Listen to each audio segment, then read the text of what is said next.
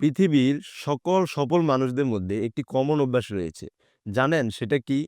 তারা সবাই প্রতিদিন সকাল ভোরে ঘুম থেকে ওঠে। আসসালামু আলাইকুম। আমরা সবাই সফল হইতে চাই, কিন্তু যারা সফল হয়েছে তাদের রুটিন আমরা ফলো করতে চাই না। আপনি একটু যদি খেয়াল করেন, পৃথিবীতে যারাই সফল হয়েছেন তারা কিন্তু একটি কড়া একটা ডিসিপ্লিনের মধ্যে দিয়ে চলে। কিন্তু আশ্চর্যের বিষয় হচ্ছে এই সফলতার যে সংজ্ঞা, এই সংজ্ঞা আজ থেকে ১৪০০ বছর আগে আমাদের কোরআন এবং সুন্নাহর মধ্যে আমাদেরকে দেওয়া হয়েছে। আর সেটা হচ্ছে এশার পরপরই ঘুমিয়ে যাওয়া এবং কি ফজরের আগে আগে দিন শুরু করা। আমাদের প্রিয় নবী মুহাম্মদ সাল্লাল্লাহু আলাইহি সাল্লাম এই সকালের সময়ের জন্য, বরকতের জন্য দোয়া করেছেন। আপনি যদি রাতে তাড়াতাড়ি ঘুমিয়ে সকাল সকাল দিন শুরু করেন, তাহলে দেখবেন আপনি কাজের জন্য বিশাল একটা সময় পাচ্ছেন।